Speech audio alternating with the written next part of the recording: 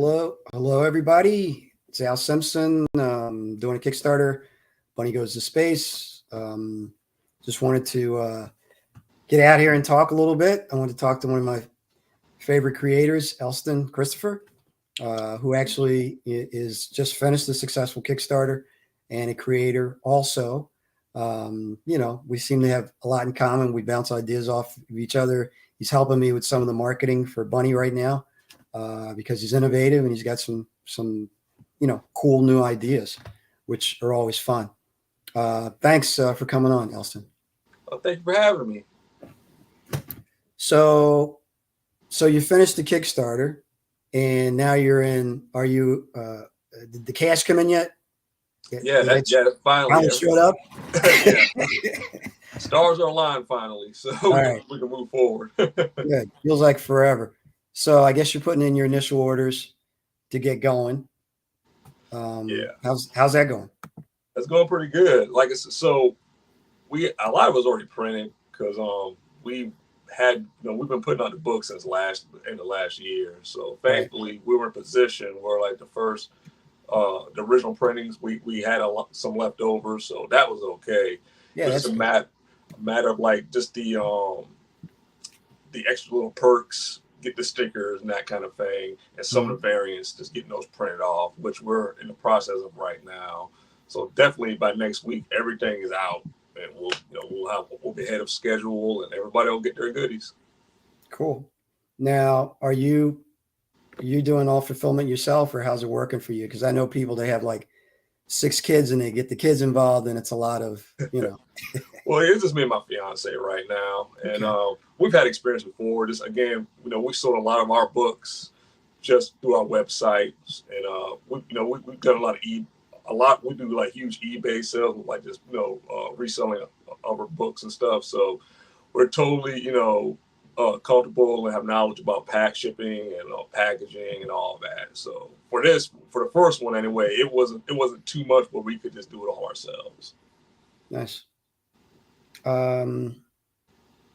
So tell me about your book, man. Tell me like how you came up with the idea for it. Because I was describing it to somebody and they were just like 10 minutes ago and they were freaking out. They were like, that sounds so cool.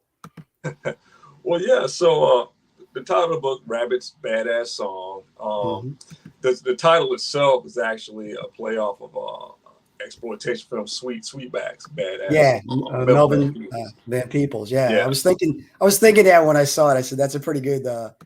Because like that was like the first blaxploitation film, and I'm a big cinema film fan anyway, and I love horror, especially like more obscure stuff. So it was all about that. But the story, it actually came from a couple different things.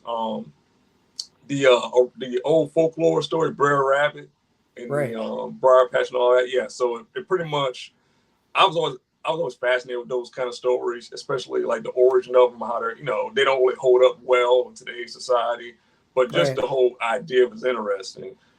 Disney, they did a version in the, I believe the 50s, Song of the South, the live action, which that got, you can't even find that anymore. Zippity doo dah, zippity.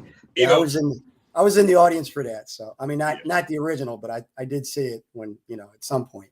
Yeah, I understand. Like it's a little offensive to some people. I was still fascinated with it. The fact that it even came out, and again, like just the idea of it, But then in the 70s, Ralph Bakshi, the animator, he did his version of it, which was, it had 2 names. The original name was Coonskin. Then it got redubbed Street Fight. Wow. So have you ever seen that? Have you ever seen it?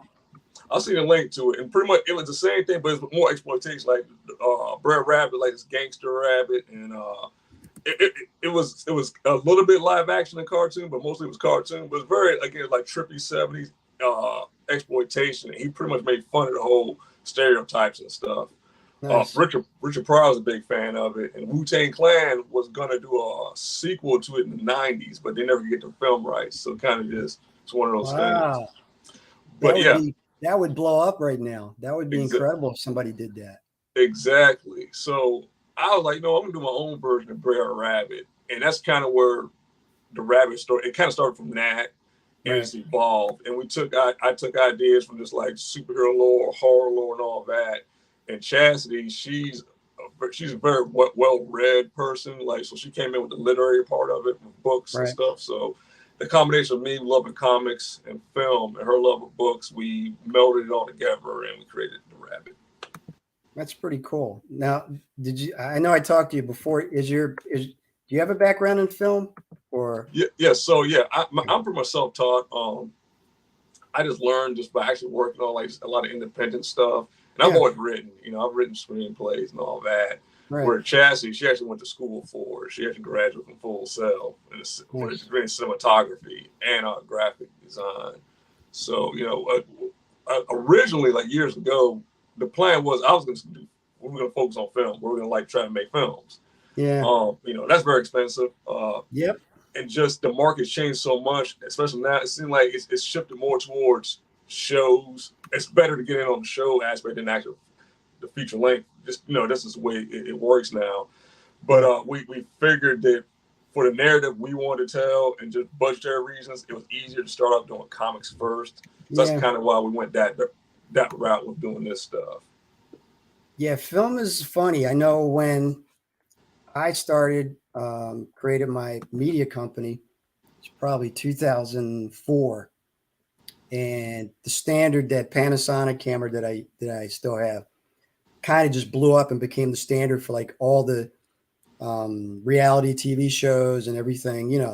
It was everywhere. I guess that 1080p camera, and it was very easy to edit, very easy to cut stuff together, and you could shoot a movie like that.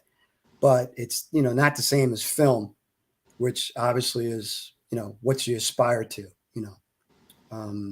But yeah, I mean, it felt like for a while there, things were going to open up and it would be easier. And I did get into film festivals and I did get to stream on Amazon.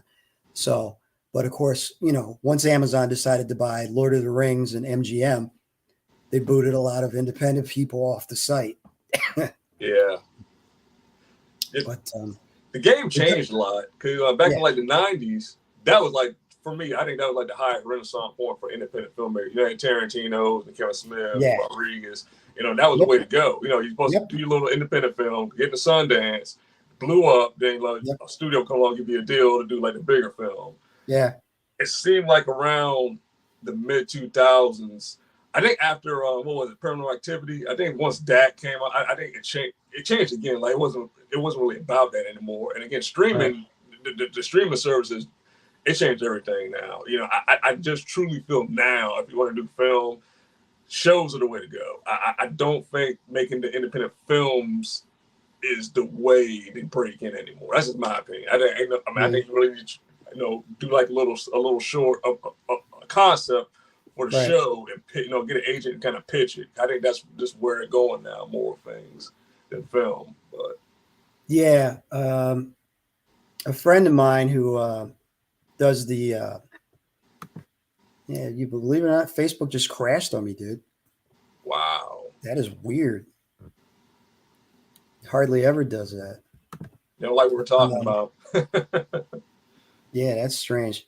Creator I met that does the Harriet Tubman Demon Slayer just got to deal with Disney to do a live action version of that that should be on Hulu in a couple of years, that they're going to, he told me they're going to shoot in Atlanta. So yeah, I mean that, the streaming services are allowing people to tell very concise and interesting stories, but real character development. So I think it's actually a really good time for actors because they can really stretch out and, if you want to. I know some of the actors don't want to be, Captain America for 8 movies or Daredevil for 5 years or, but for those that do really want to, live the character and develop it, it's a great thing to watch for us as people who enjoy good stories, because you can really tell,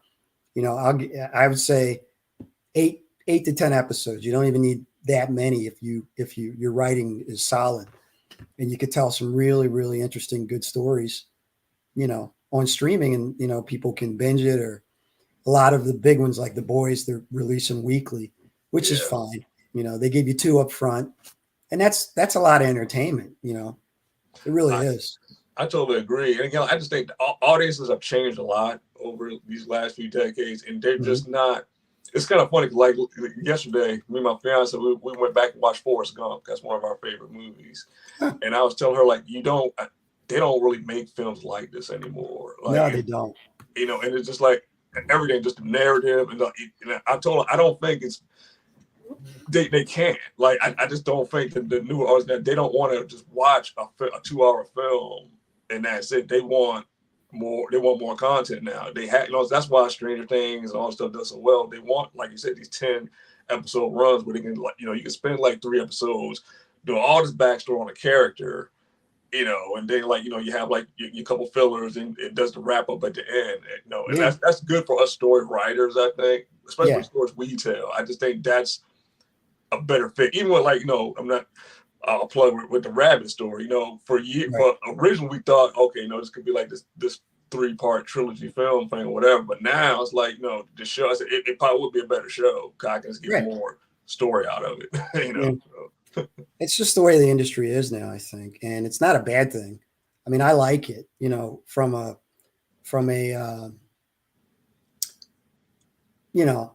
having watched TV shows and movies and things. I guess my earliest memory is probably early 70s. This is a more interesting time for entertainment because you can really develop, if you have a concept worth developing. Right.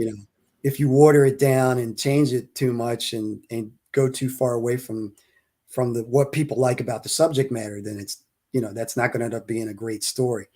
I mean, I don't believe, but I think there's an opportunity to do really good quality character development and storytelling now that never existed before.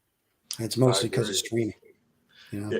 And technology, man, technology's finally got a point now where it is cheaper. You can do things cheaper and a lot easier now than you could even 10 years ago.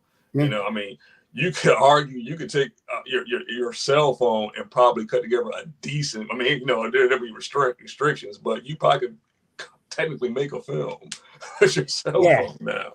Yeah, the quality of my phone is better than the quality of my first camera. So it's crazy, and it's a good and bad thing now. I think the big problem we have as creators, this goes for film, comics, whatever. Since things are so accessible now, you do have more people doing it, so you kind of got to filter more through the more,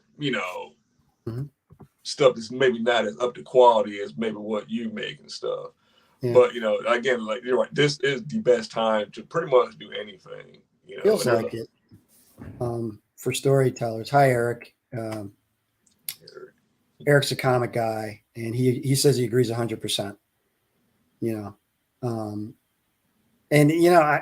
I enjoy the stories not just because the special effects are better than when I was a kid. That's a big plus. I think I was walking out of Thor with my film guy that I've done movies with. He went to school for directing, and I think I heard somebody say, "Oh, but I expected so much more." And I'm like, Lou Ferrigno in 1978 running through the streets of New York, the camera pans down and you see he's wearing green slippers. I mean, you know what I mean? I mean, there's no perspective today. I mean, there couldn't have been a more beautiful, more ornate looking movie than the new Thor movie. It's just when you see it, it's just beautiful to look at. So right there, that's something that, wasn't possible, 30 years ago. I plan on going to see it, but it's fun. It's entertaining and it's fun. It's Taika Waititi, I figured it would be. Yeah. But I'm glad you brought it up because I think it's another that a lot of people are spoiled now with this stuff. Prime example, like Doctor Strange, Multiverse of Madness. I liked it, but you got people saying, "Oh, I thought it had more cameos and this and that." I'm like, well, and I know I said, okay, they don't understand film because if they understood film, like this stuff costs money. Like these budgets, like when you shoot, you can't, it's more to it than just like pulling actors. You gotta get contracts and stuff, and like you can't tell for so much story in like a 2-hour movie, and that movie did a lot, for what it was. So people, they want things that like their expectations are so unrealistic with this stuff now. Yeah. But that's, that's nice that their minds are that expansive, but you got to be a little realistic because it is just a movie at the end of the day. it's not some magical experience. I mean, people had to work to make it the way it is. Yeah, and it's a lot to it, and it gets, especially like against story, man. Some certain things wouldn't work right if you look at it from like a narrative point of view, Right. So it's like, yeah. But Thor's a nice summer popcorn movie. It's fun, so you'll enjoy it from that perspective. Of course, they throw some stuff in there, Marvel Easter eggs and things, of course, and the after credit, scene. So, but everybody expects that now. I think if Marvel stopped doing those, people would get angry, there'd be a riot. So. Yeah, man, it's the formula now. They have to do these things. It's the standard, because even Warner Brothers has to throw in like the little extra thing at the end. Oh yeah, I mean, just to say they did it. Yeah, you got like horror movies doing that stuff now. So everybody's doing this. And it's cool. I mean, Marvel was not the first to do it by any means, but they definitely have they patented it. To me, it seemed like once Sam Jackson walked out there and said, the Avengers Initiative. Oh yeah, that was it, man. That kicked the door. That was it. That'll go down. It went down in history, basically. And that'll still be the best one. I mean, they've done some cool ones since, but that'll never be one as because that was really a big reveal. Like you just didn't expect that to happen. Now you kind of know what's going to happen. It's going to be something setting up something. But Downey saying I am Iron Man, and then Sam Jackson saying the Avengers Initiative. That's pretty much that set Marvel loose. Oh yeah, and that whole movie was a crapshoot. I mean, they didn't want Downey obviously because he was down and out in Beverly Hills, and Favreau had to argue to get all kinds of things done, and then they improvised some stuff, and things just everything clicked. That's one of those movies where the acting, the script was right, the actors were cast correctly, everything fit together. And and the director had a vision, and it all clicked. And when you see it, it was the right time, man. I mean, I was always pulling for Robert. He was one of my favorite actors. I love him. He's definitely one of the success stories. I mean, everybody goes through stuff, man. He made it through, and it's like it just came out the right time. Because let's be real, Iron Man was never. I mean, now he's very popular, but there was a time he was a C-level character. Nobody. I try and explain that to people. You know what I mean? Like I had some Iron Man comic books. He was in Avengers, so then I saw him more in the Avengers than I did in his own books. Yeah. And I knew the story, I knew the Mandarin, I knew like everything about him. And it's Iron Man, But when they cast Downey, and they always say, oh, they're gonna get Tom Cruise. Even Tom Cruise is like, yo, when I see Robert Downey doing Iron Man, that's the guy that should be doing Iron Man. Yeah, no, that's right. Anybody else? Because you could look at that and tell that I did the right thing, not taking that job. Right. So it was just lightning struck. So which was good for everybody. They did it right. It's amazing the weight of Marvel rested on that one movie that we know now. I mean, the studio, that one film created what we have now. Well, they had a plan, right? They sketched it out on a napkin at lunch or whatever, and then they had their group of, that they had comic book people and film people that would go back and forth about everything, and they tried mapping things out. And then once they hit the Avengers, then it all made sense. Right. So then it was kind of like, well, the Hulk did, okay, it did as well as the other Hulk. So I like Edward Norton's my favorite Bruce Banner. I'm gonna say it now. Yeah. Yeah, I'll tell you my Norton story.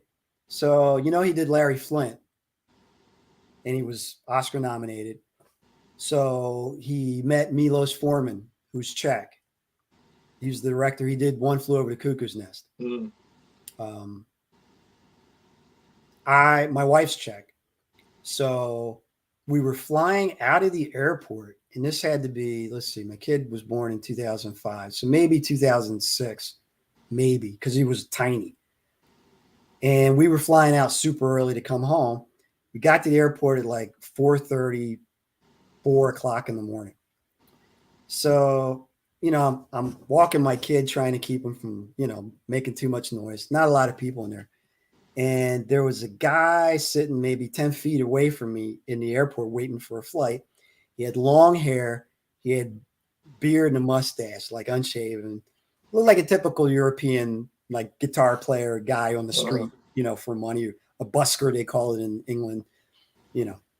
So I barely noticed the guy, and then I turned around and I looked at him, and he looked at me with those eyes he had in Fight Club, and I popped in my head.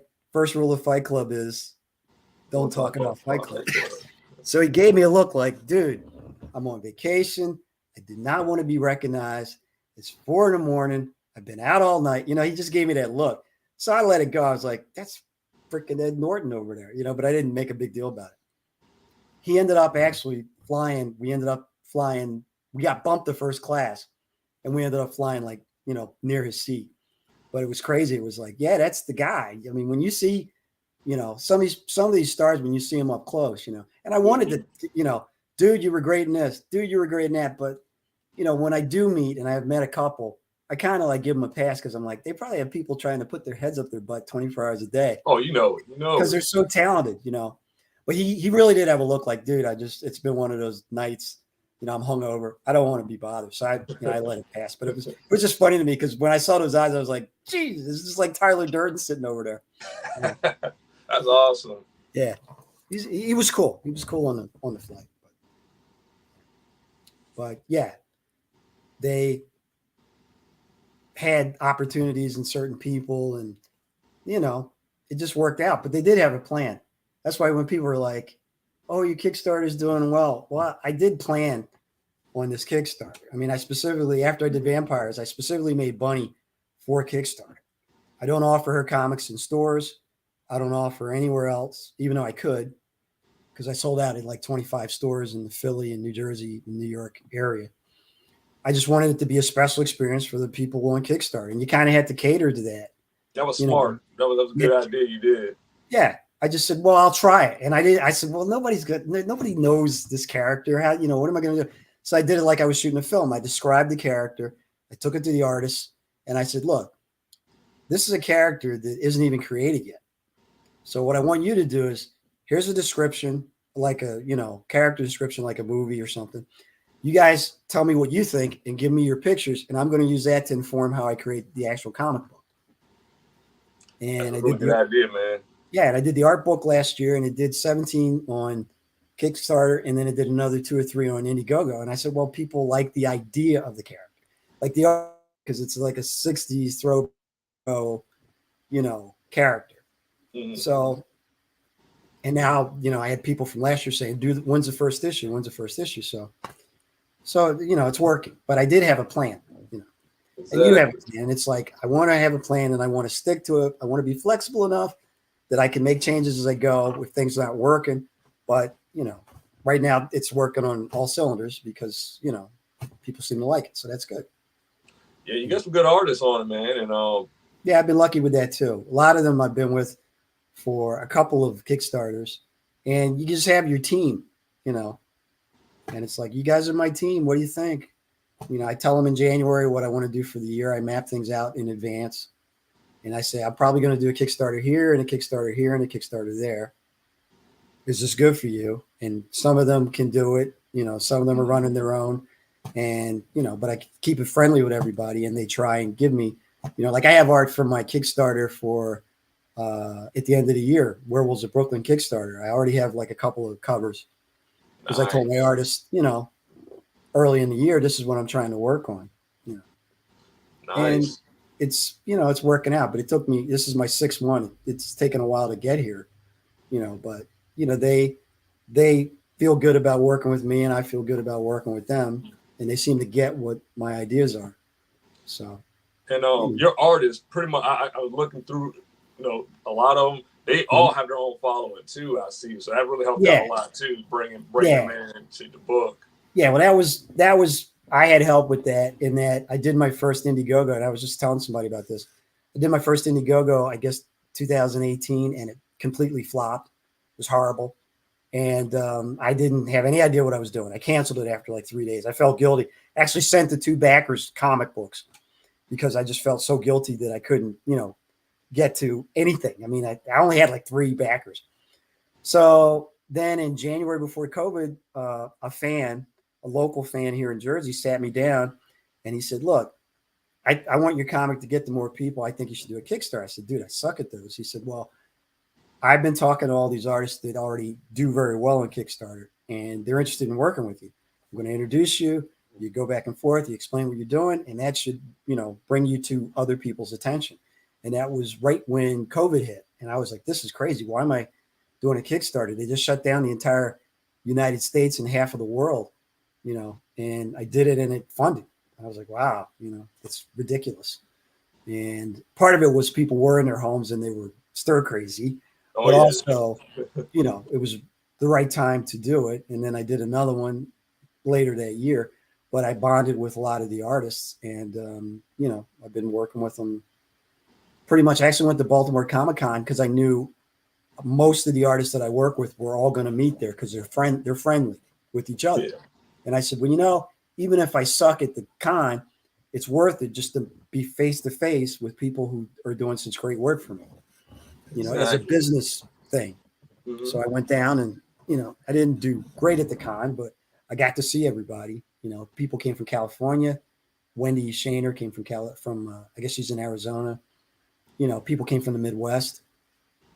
December Lace was there. She's a cosplay artist I work with. So it was fun. Seeing people face to face is good if you can do that. Yeah, nice. Yeah, we've only been to one con so far, and that was last year. We went to the Fanboy Expo in Knoxville, and that was actually went okay. We sold a couple books, but what we did the best was we actually got into some stores we couldn't have got into just by calling, like stores down there. There you go. In the long run, right? We pretty much made the money back that we spent. Right, it was an investment. Yeah, so but cons are interesting. What I learned and what I've heard from other people, you're probably not going to make a lot of money selling comics at the con. Not unless you're already famous, Yeah, even then, it's a crapshoot. Yeah, and usually adapt. I mean, if you get to the point where like they're paying you to come out to them, yeah, what I'm saying. But when you got to pay for these tables. Pay for gas and room and boarding, you're probably usually going to spend more than what you make. That's just, for what I've done and what I've seen other people do. That's just the reality of it. Yeah, it's not cheap. When I first started doing cons, I was focused on break even. If I can just break even. Now I usually make some money because, I have a pretty deep bench in that I have graphic novels, which do very well.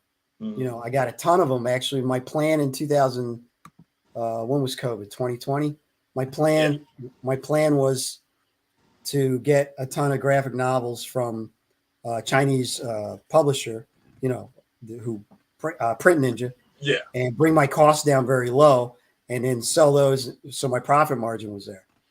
And they all came in, and then COVID hit, so I couldn't. So I still have a ton of those, and then I have all the different issues, about 15 different comics I can do, and I have prints which never sell well, but I always have some leftover prints from my Kickstarters. So I've got like other things I can sell now to try and get people's attention. So I can usually make, at least break even. Usually do better, depending on the con. But they're not cheap either. The bigger cons are expensive.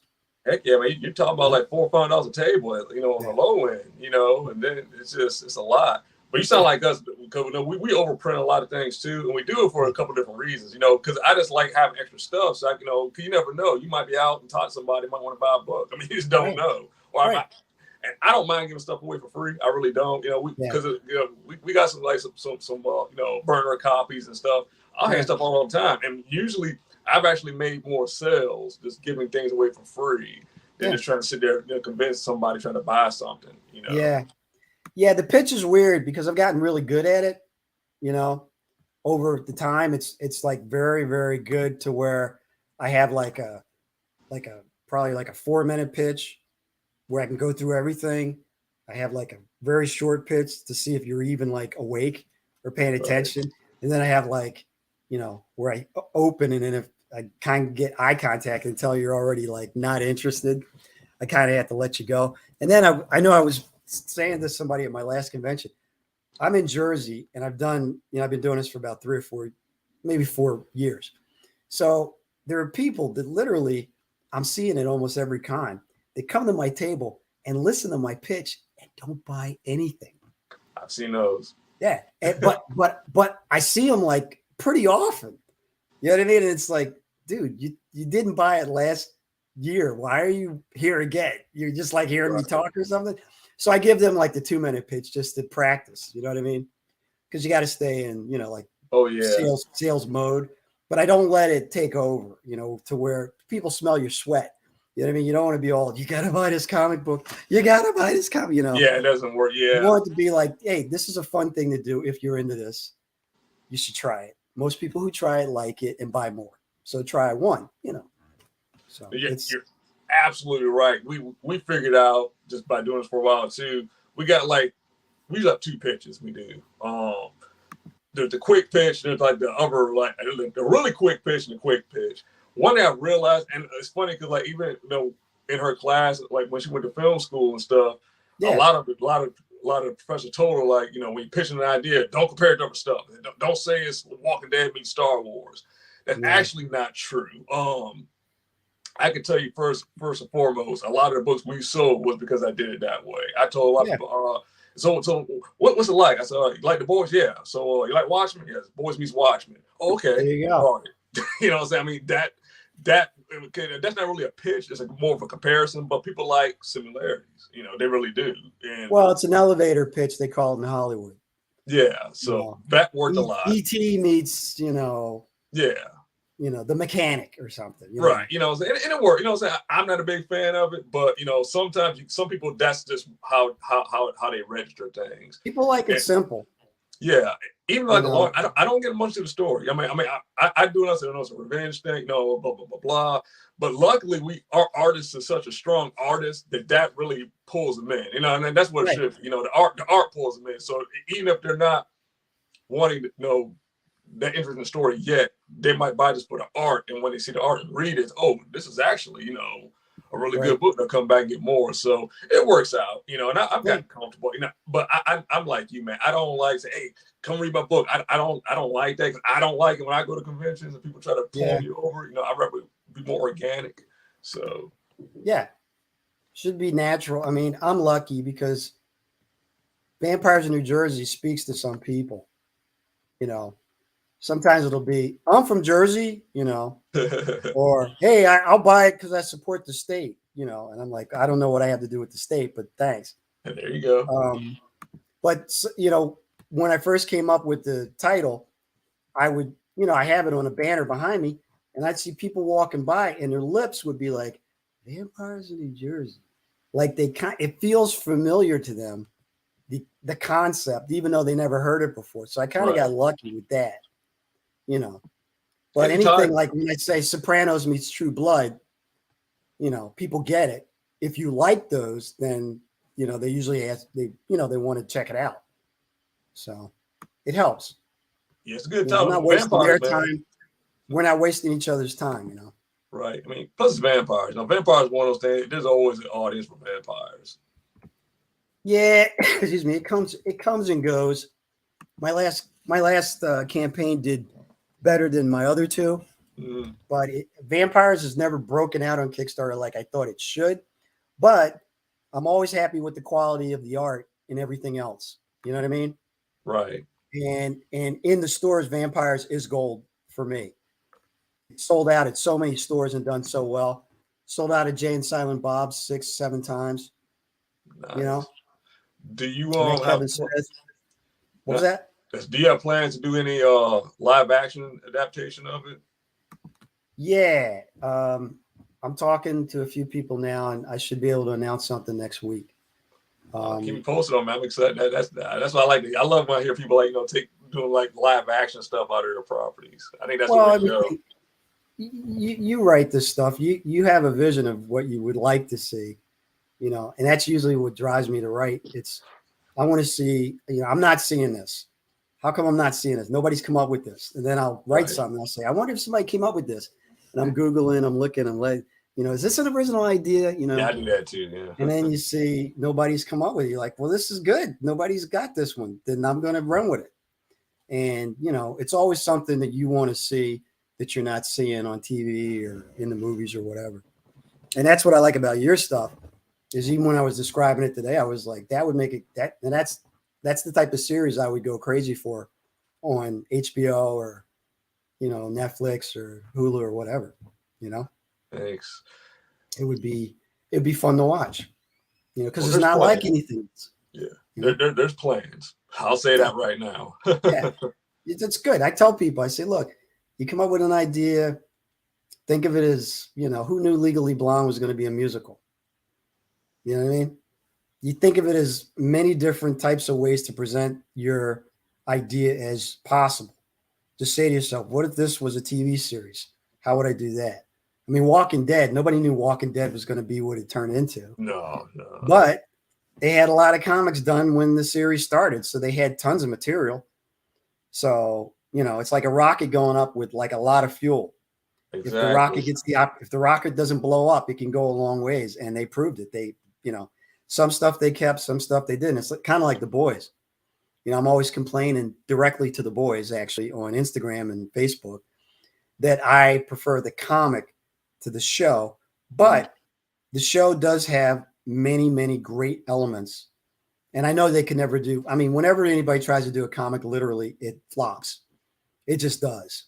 Because it never. Captain America, the way he looked in the comics and the way you bring that, if he was exactly the same, really ridiculous. People wouldn't buy it. So I understand why they make the decisions they do. Did you see The Boys finale? Yes, I did. All right. Well, I don't want to spoil it for anybody who might watch it, but it drastically changed. I enjoyed it. I actually preferred the fight scene from Herogasm a little better. I did too. Only because it was like hand to hand, like real in close fighting, But it was a great finale, Yeah, I like the characters, and they came together, and they did what they do. That's what the boys are supposed to do. They drastically changed the story, though. To the point. Yeah, to the point now, I don't know where it's going anymore. You know what I'm saying? So it's like, I will say, I think next season should be the last season. Just by the way this one ended. Well, it's weird to me. I collected I heard it was coming. So I was like, all right, I've been hearing about this for a while. People told me I'm going to buy the graphic novel. So I bought almost every graphic novel before the show came on. And I'm like, there's no way they could do this on TV. Like, this is like, I'm reading this and I'm getting nauseous. I'm getting the head. I'm getting sweat. I mean, their books are hardcore intense, Garvinus, man. So then when the show came on, I'm like, well, you changed that. Why did you do? But, I know they're trying to do what they can to be entertaining and yet stay on message as far as the idea of the boys. So, but yeah, I can't tell if they painted themselves into a corner. I really can't. I mean, I loved Soldier Boy. I thought he was hilarious with his, I had a drink with the cards. That guy makes strong drinks. Oh, yeah. I mean, that was hilarious. I mean, those are lines. Those are the lines he was throwing out can be seen like 4 different ways. Now that you know the future. And you mix, it's just amazing writing. I mean, it really ought to get an award for the writing. Yeah, they totally changed Soldier Boy from the books. That's the other thing. Totally changed them. that was one of my complaints. But they try and parody, things that we're familiar with, like Captain America and Winter Soldier. So I know they're taking a shot at different things. Yeah, especially the Black Noir thing. If you know from the books to the show, that's like, wow, they really wow. Yeah, I'm not happy with that. I thought you could have done a lot more with their character. You know what I mean? It was kind of predictable. I saw it coming. I see how. Don't give too much because we don't want to spoil. But it's the first day. Yeah. So it was like, a lot of people haven't seen it yet. Yeah. But you could tell in a TV show, the less they use a character, you can tell the less likely yada yada yada. Right. Things are going to continue. Again, I just don't see season 4 has been interesting. I just don't know how much. It seemed like they have to wrap this thing up in like season 4, if not season 5. Well, the way people are going down, I can't. It's supposed to be the 7. It's getting, Yeah, we're past that now. Yeah, my only issue is that they had in the comics they have so many other groups that I found interesting. The X-Men style group, the Batman style character. I mean, I found those characters interesting, and it's always Homelander, Homelander, Homelander. So I guess they're going to cover it in the spinoff TV series. They'll show some of the other superheroes, but I think the boys should have been bigger than Homelander every episode. Although I give the actor credit, he's doing an amazing job. He's great. He's having fun with this role. Yeah. I mean, he's taking it as far, and he's not afraid to do whatever. So that's a thrilling thing to watch him do what he does. Just like Jensen Ackles. Like me and my fiance, we've been a fan since Supernatural. You can definitely tell he's separating himself from that role a lot in The Boys. Yeah. So I didn't get into Supernatural till after it was almost off the air. Mm-hmm. But once I did, I mean, my firstborn's named Dean, and I told my wife, I said, "Now we were so busy raising our kids when Supernatural was on, I didn't watch Supernatural." I said, "But you're lucky I didn't see it because my kids would probably be named Dean and Sam." You know what I mean? I like the show. I've only season 5. Stop at that one. Don't watch it. Yeah, I've only gotten up to season. I guess on Netflix I'm at season 7, maybe. Yeah, it kind of was like it's kind of like not the same feel. It gets worse. I mean? Yeah, it gets worse. But but as soon as I saw Jensen and that Soldier Boy, and he sits, I guess he sat at a table and he's talking with a deep voice or whatever. I was like, this guy's, Sometimes I look at these guys and I look at Hollywood and I'm like, dude, when you're casting like Batman and you're casting, I mean, are these guys on the short list? I mean, they got to have stories where they got pulled into different things. Well, he was second runner-up for Captain America originally. That's what I mean. There's got to be like if you sat down with a beer with him, he's got to be full of stories where he was like, well, I almost got Superman. I almost, you know what I mean? Yeah. You could just feel like you're like, man, it looks cinematic to me. He's just got that thing, Right. I heard rumors when they were before Ben Affleck got cast for Batman v Superman, he was also one of the names put in there for that as well. Yeah. So that sounds I was right. So. Yeah. But Hollywood does what Hollywood does, Hopefully they make great whatever. Yeah, I mean, sometimes they're on the ball. There's sometimes I don't see it. I don't know. Well, if you're not creative and you're in a boardroom and you're just thinking, oh, I can make lunch boxes and toys out of this, then that you can see why they make certain decisions. I mean, at the end of the day, artistic integrity, that's really on the creators. Like, these studios and producers, it's all about the money, man. They want to make money. There's nothing else, they don't care what it is, as long as it's making them money. So yeah, but it would be hard. It would be hard for a regular Hollywood suit to see what Marvel's plan was. It's like they wouldn't even be able to wrap their head around if you said, look, the comics are interconnected and we're going to connect everything. Like Kevin Feige, man. For the next 10 years. Like a normal Hollywood's, boardroom would never get that idea. They would laugh them out of the room. They just wouldn't get it. It's like when Steve Jobs created the first Apple. I think it was Jobs or was it? It wasn't Jobs. It was Wozniak. Wozniak. Okay. Yeah. He worked for either HP or IBM, and his contract said if you invent something, you have to bring it in to them. Mm-hmm. And there's a scene in a movie they did, Pirates of Silicon Valley, and he had to take it to his boss in like 1971, and this was right out of the garage. So literally, the fate of Apple was sitting in front of this guy, and he's looking at the black and white TV set and the keyboard that's made of wood. And, Wozniak's like, yeah, we were making like a personal computer that you could have at your home. And the IBM guy just went, why the hell would anybody want a computer in their home? Like, he totally didn't get it. And I feel like what Marvel has done or what they mapped out, you could go in and most of the studios just would be like, that doesn't make any sense to us. And it sounds very expensive. And that's the problem. They don't get creativity. They just don't. But some of them have experience working with creatives, and Feige is a creative, I would say, and he's familiar with creatives, and he understands film and comics, which are two separate things, and it's very hard to mix those two. It is. I agree. Well, Green Lantern is a perfect example. That was the guy that directed a James Bond movie, and the producers were like, well, he knows how to do action, so he can probably do a superhero movie. Well, let's get a great actor who's well known. Well, we got Ryan Reynolds. Well, that's a home run. Ryan Reynolds and a James Bond director. All we got to do is drape, the superhero over the top of the story, and it's a win. And that's totally not what happened. Yeah, I mean, Warner Brothers has been struggling with this whole, with their whole cinematic universe, and it's a mess. I mean, even now, it's a hit and miss. You need a cohesive vision if you really want to do that. If you want to just make one-offs, and don't pretend, But if you really want to connect it, it requires patience and a lot of work. And but you're right. That's not something they do in Hollywood.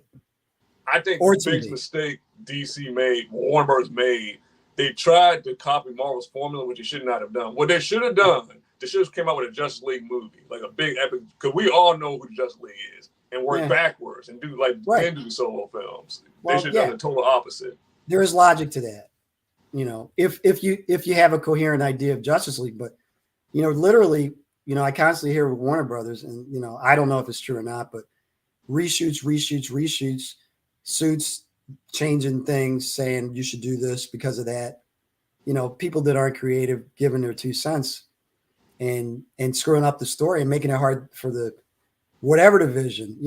Agree with who directed Justice League, Snyder. Yes, agree with Snyder or don't agree with Snyder. But if you hire Snyder, let Snyder be Snyder. Yeah, exactly. Let him finish what he's doing, whatever it is. And then the box office will judge whether or not you should continue. Right. But don't tinker and then blame the guy. Exactly. I mean, I like Snyder. I never was sold on him doing it anyway. He's not really. I would have picked. Yeah, not really. I mean, I think his visuals are really good. I think he needs some help with other aspects of filmmaking in general. He's not a storyteller. I'm still kind of pissed that he screwed up the New Jersey Horrorcon by shooting his zombie movie in the same casino as the Horrorcon, thereby making us all move our tables to smaller. Yes, that's my. Let's see. I guess it's the zombie movie he did for Netflix. Yeah, it's supposed to be Vegas. Yeah, it's Atlantic City. And I went down to the Horrorcon to set up my table early, and I walked into the place, and usually we're on the casino floor, and I saw it all covered up, secretive. Zack Snyder shooting movie, and I was like, he's shooting a movie, and I go over and I look through the curtains, and they're not shooting anything. So he literally made an offer after the contract was signed for the con, and Showboat broke the contract and moved it somewhere else and made it difficult for people. And he wasn't even filming on the days of the convention. Oh, wow. And I was like, man, Zach, I had a lot of reasons not to like you, but this is at the top. The movie wasn't good either. We still had a good con. We had a fun time. Charlie Sheen showed up, which was another ridiculous event. Oh, wow. Because they bring a lot of Hollywood people in. They don't necessarily have to be horror related. They probably did one horror film. Christina Ricci was there too, and Carmen Electra. Okay. And it was kind of insane because my table was actually in a hallway on one side of the hallway. So when people were walking through, you did get traffic because people had to come through the hallway to see the big celebrities. So that was okay. I was fine with it. I like the con because I've done films and I do comics. I do a horror comic. So I get 2 bites of the apple in a way. And I get to talk to film people and people. I'm not necessarily like everybody else there. So I get attention because I do comic books and graphic novels. So it works out for me very well. But we were all betting that Charlie Sheen was never going to show. And everybody's like, I'll take 10. That Charlie's not going to. I'll take 20. I'll take. So the lead guy's walking by my table and I go, dude, look, no offense, but we don't think Charlie's going to show. Where is he? Where is he right now? Do you know where Charlie is? And he goes, yeah, Charlie's, he came in, he's in the hotel. He's not far. He's with Carmen Electra. I go, dude, he's with Carmen Electra. I said, that's like an 80s road movie. I said, all Charlie has to say to her is, let's go get donuts. And you won't see them for the next week, So he goes, I know, I'm very worried. So literally all these people in Jersey, he did Major League. I guess that was a big hit. Right? Yeah, back in the 80s or something. Yeah. That's the movie they wanted to see him on. They're bringing their kids dressed as him in Major League. That's a weird. Right. You never know. So the line for, because I can see like, oh, Christina Ricci and Charlie Sheen are down at that end. You know, the line to see Charlie Sheen is getting longer and longer and longer. And I'm like, dude, the guy walked by again. You know, I go, dude, Charlie doesn't show up. This is Jersey. These are Jersey people. I said, you're looking at a riot because they're paying like $100, $200, $300 to sit with Charlie, you know, to talk to Charlie Sheen. I said, he's got a show. So eventually I hear people yelling and screaming, and Charlie comes in with his entourage. And because I'm in the hallway, he has to walk by me. So he's walking by, and I just yell, Mr. Sheen, we're glad to have you here. And he literally, dude, looks over at me, eye contact and everything. Dude, I'm glad to be here. And I said, did you see that? I said, now that's Hollywood. And it was a great con. He was very nice to people, because people tell me, you know, like the people that work at these cons, they'll come to me and go, yeah, you know, Jason Momoa, he just like got me a latte. Like, he's a really nice guy. This was before Aquaman. And they were all like, yeah, Charlie Sheen, he was like really professional, great with the kids, really nice. And I'm like, see, he realizes these are his fans. These are his people. You know what I mean? Right. You got to be nice to him.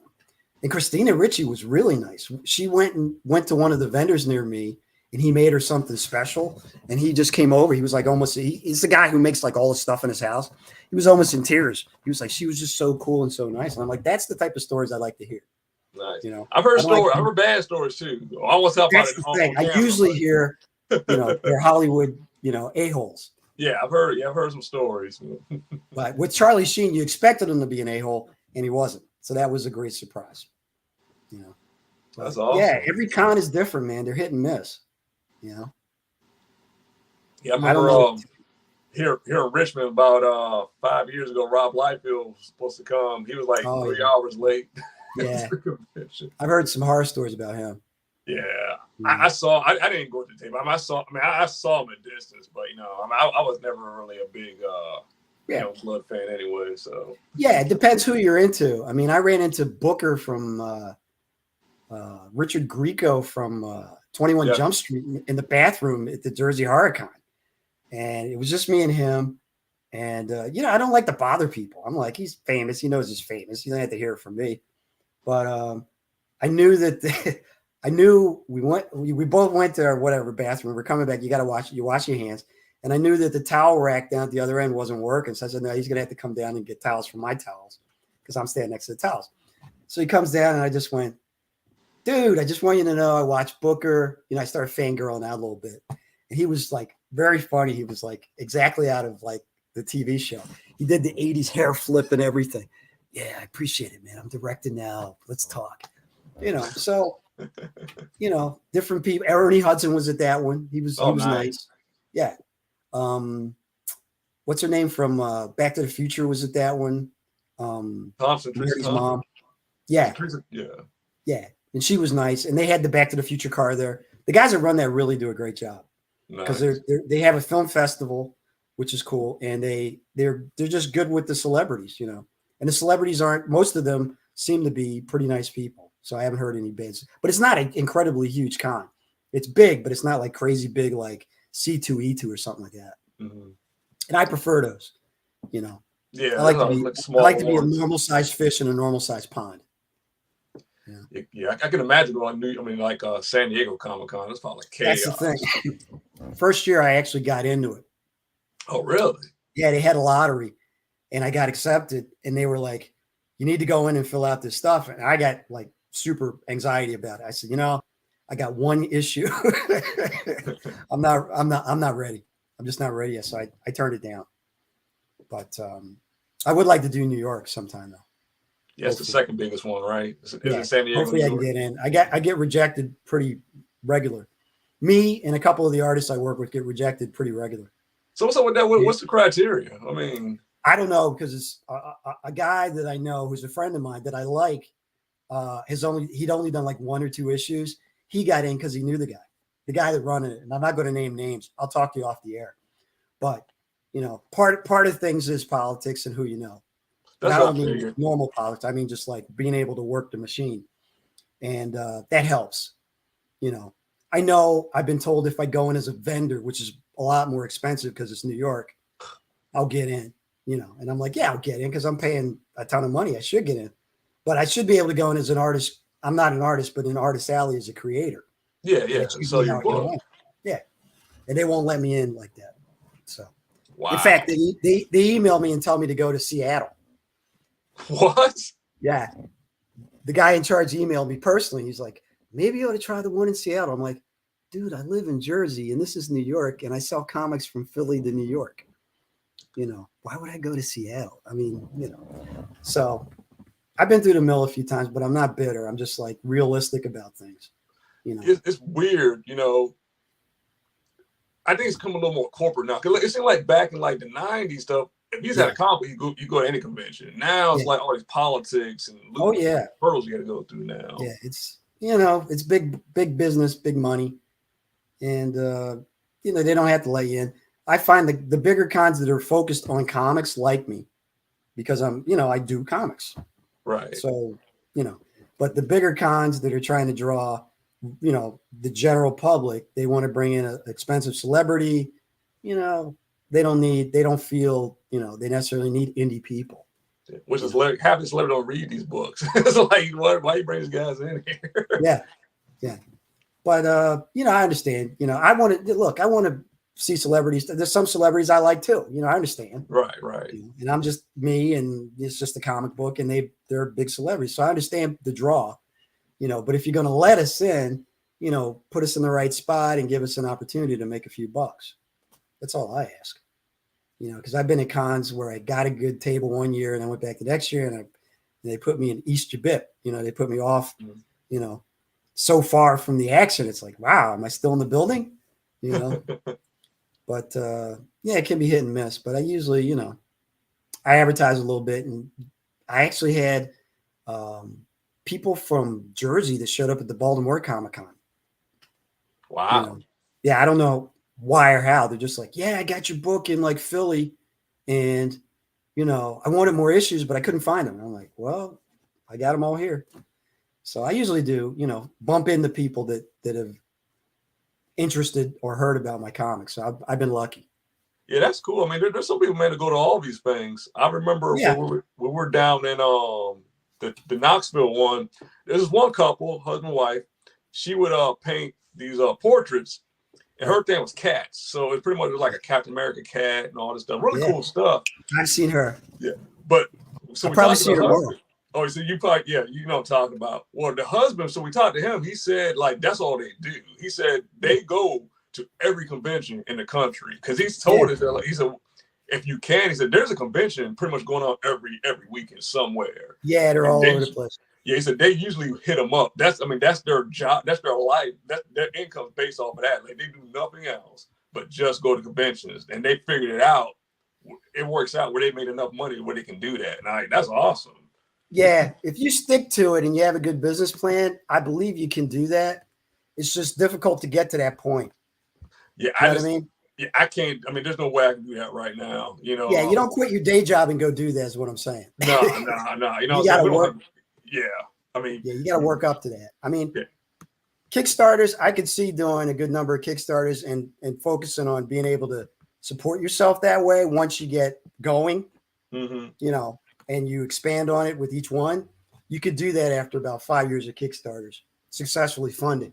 But I can't see it with cons because cons are hitting. They really, unless you're I call him a made guy, like somebody who's worked for Marvel or DC and pretty far up the chain. Yeah, it could be a name. It's hard. It's very hard on the comic side. And if you do something like what she does, that's very specific. And she has a niche, and she probably has people who buy from her all the time. Right. Yeah. They're like, oh, she's coming to town. I'll buy from you. So that's good. Yeah, but she ain't making comics though. That's the thing about it. It's not a comic, saying she's making actual just art. She's just selling art at that point. Right. That's fine, that always shocks me how many comic related people sell stuff and like there's no emphasis on actual comics at some of the conventions. It always cracks me up. I won't say much now, but it's very telling, isn't it? That there's something to be said about that. You know. Yeah. but I'm just trying to make a good comic and get people to enjoy it. So You're that's the right. plan, and I'm sticking to it. Well, you're doing an awesome job, man. Like I said, I mean, Well, you again, too, like man. congratulations. I'll keep sharing your stuff out, man. It's just Yeah, I appreciate it. phenomenal, you know, that you've made that money. And that's what you're doing. Is what we all aspire to do. You know, I mean, You'll get there. You yeah, get there. And anything I can do or anybody I'm working with that looks interesting, you just let me know. I appreciate it, man. Because the people that I work with, I'd say right now are a great team. They're great artists. They're great professionals, and they're great people. So I'm lucky. And it didn't happen overnight, but, you know, I've gotten to the point where everybody I'm working with right now is just, they're interested in what I'm doing. They like what I'm doing. You know, they're having fun with it when they do it. You know, it's not like, oh, go draw this. And they're just like, yeah, okay, sketch it out and give it to me. They're like, all right, okay, that's interesting to me. You know, hey, I could do this. You know, I give very little instruction in that. I give them the basics and I just let them go. I'm like, I want you to have fun with it, you know, and that comes through. It comes through in the artwork. You know? Yeah, it looks great. You know, there's a couple pieces, you know, that you showed me. I was just like, wow, this is really, this is beautiful work right here. Yeah. Yeah. I'm usually happy with everything that my artists do, even if it doesn't sell well. Like, you know, I'll print it. It might be not have sold a lot, but I'll print a few copies and I'm looking at it in my hand. I'm like, this is ridiculous, beautiful work. You know, even if like only like 5 or 6 people got it, I'm like, when you see it in your hand, you're just like this. If I was a little kid and I walked into a store and that was on the spinner rack, it would have blown my mind. Right, you know? right. So yeah, I've been lucky that way. They're great artists and they really seem to enjoy the subject matter, which helps inform the art. You know, and it comes through. So far so good. You know, try keeping people happy and keeping yourself going and hit your marks. You know. Heck yeah, man. But I appreciate your time. I know you had a long day. It's been a long week, and I haven't packed for tomorrow, so I got to pack and then get up early. But yeah, man. Show? Is that a 2-day show or just a 1-day show? Yeah, it's a 2-day. It'll be my first 2-day. Woo. So it'll be challenging to me. That's it. My first one was a 2-day show, so I know how it is. Have fun. Yeah, I haven't done a 2-day show this year. I've been doing 1-day shows, and they've been doing well, and like in-store signings and stuff like that, and they've been going pretty well.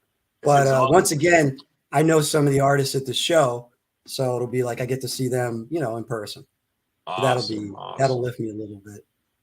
But it should be, you know, it'll be fun. It's a challenge, but it's Garden State. I mean, I'm Vampires in New Jersey. I got to do the Garden State Con, right? Hey, represent. You get out of it, you know what I mean? So, but yeah, anything you need, let me know. Good luck with your fulfillment. Thank you. Nail it and keep those people happy, and they'll come back. They'll be like, "What are you doing next? What are you doing next?" I love hearing that. Heck yeah. This is great, Al. What are you doing next? I can't wait. You know, I can't wait either. I don't know. Let me figure it out. But you'll get there. But yeah, anything I can do, let me know. All right. Sure. All right. Thank you for your time and get some rest, man. Thank you. All right. Take care. Let me end this.